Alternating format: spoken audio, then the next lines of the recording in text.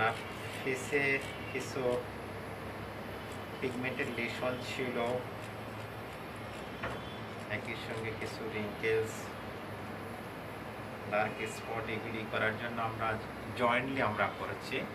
3টে প্রসিডিউর একসাথে করছি, যেমন পিকো লেজার, মাইক্রোনিডলিং এবং একই সঙ্গে পিআরপি। আমরা 3টে প্রসিডিউর একসাথে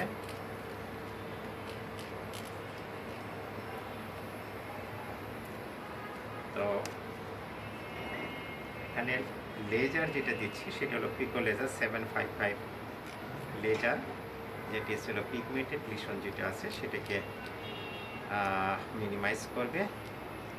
এবং একই সঙ্গে যেটা মাইক্রোনিডলিং এবং পিআরপি দ্যাট ইজ রিঙ্কেলস এবং এজিং প্রসিডিউরটাকে রিডিউস করবে।